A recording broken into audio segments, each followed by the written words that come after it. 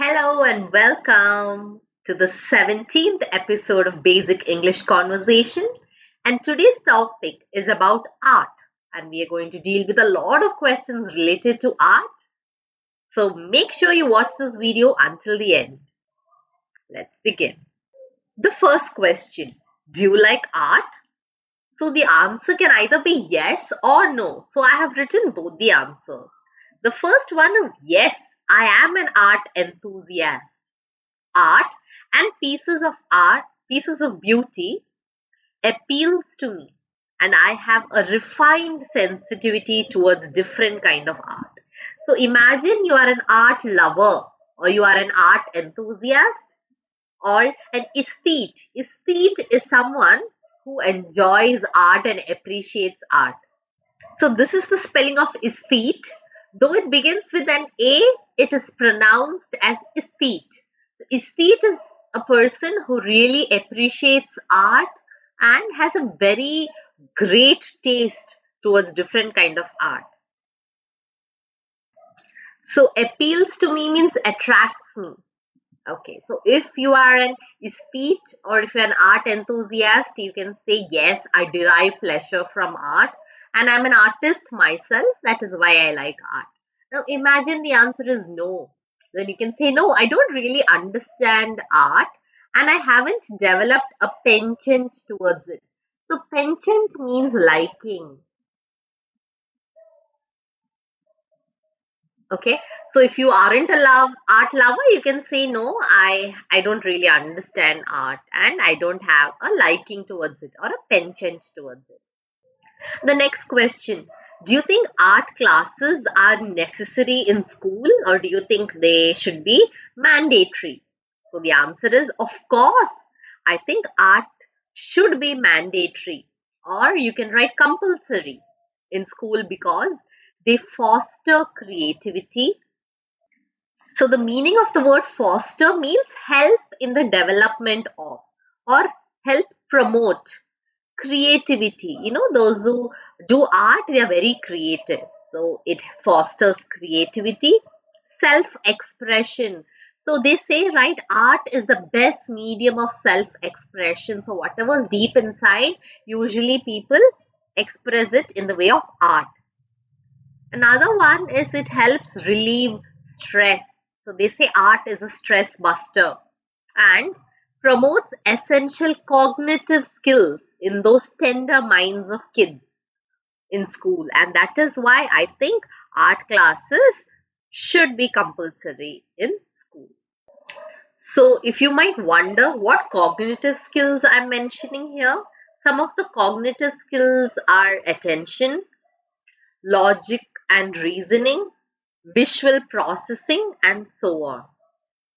So these cognitive skills are developed better when children do art. The next question: what benefits can you get from painting as a hobby? So painting is an essential leisure activity. So instead of hobby, I have written a synonym, leisure activity, because it helps refine fine motor skills and hand-eye coordination. So what are these fine motor skills? Skills that require precision, like stitching, right? They require fine motor skills. So by painting, we develop or refine our fine motor skills and even hand-eye coordination. Not only this, but art also helps as a stress buster and is considered therapeutic. That is the reason why many youngsters, when they go through stress or anxiety, they are asked to either paint or do some pottery, because they are considered therapeutic. Also, apart from promoting cultural understanding of different cultures, it encourages critical thinking skills and allows people to think out of the box and interpret different art pieces. So, different cultures have different art forms. So, when we go through their painting, we learn about that culture as well. And when we look at different art, we also improve our critical thinking skills and we think about what the painting is about. So we also improve our skills of interpretation. So these are all the benefits of having painting as a hobby. Do you think some people are naturally better artists than others?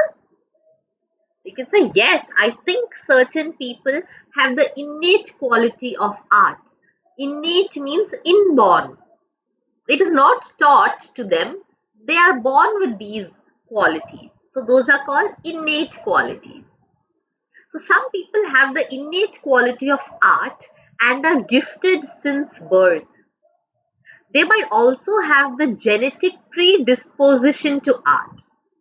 So, genetic predisposition means maybe my grandfather, my father, or my mother were great artists, and I can actually inherit that genetic trait for them. And that is why I think some people are naturally born because they have the genetic predisposition to it, and hence possess the natural flair of art, and it might come effortlessly to them without learning how to do art. However, the skill can be developed through relentless practice and exposure to different art forms. So it doesn't mean that a person who does not have the genetic predisposition cannot be a great artist. Yes, of course, they can have through great practice and hard work. The next question, are older people more interested in art than youngsters? So they're asking if a particular age group is more interested in art than the other. If you want, you can say yes, older people are more interested in art and you can justify. But here, I don't think so. So let's see what sample answer I have written. I don't believe that we can generalize and say that a particular age derives the most pleasure from art. Derives means gets. There are youngsters who have great exposure to art and appreciate them because they have a greater digital access and social media influence. So, youngsters are also very much interested in art. However, many senior citizens or middle aged individuals also embrace. Embrace means accept art in their lives when they reach a critical juncture in their lives of having a lot of time on their hands. So I believe that youngsters and senior citizens are equally interested in art. Youngsters because they are given more exposure and more encouragement to take up art, and even senior citizens because they have a lot of time in their hands, they pick up art and do it. Also, in this cutthroat life, there is so much stress even among middle-aged individuals. So they might pick up painting or any form of art just to relieve their stress. Now, this is a question where many people fumble. What are the traditional art forms in your country? And even if we each state of ours have very specific art forms, we actually don't know about them. So let's go through the sample answer and see what we could say if this question was asked. India is a diverse country and has umpteen number of art forms. Umpteen number means a lot of art forms. It is an extensive list to describe as each state has its own unique art, origin and history. But to name a few, Worli painting, which is a 2500-year-old art form, it depicts the daily life of people and the rituals followed. And so is Gond painting, which is from Maharashtra. Apart from these, folk art is also popular, such as Madhubani painting, Kalamkari, Tanjore artwork, which is popular in Tamil Nadu, block printing, bamboo work, and so on. So these are some of the traditional art forms in my country.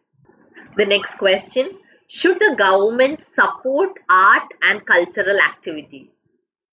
So the answer is yes, indeed.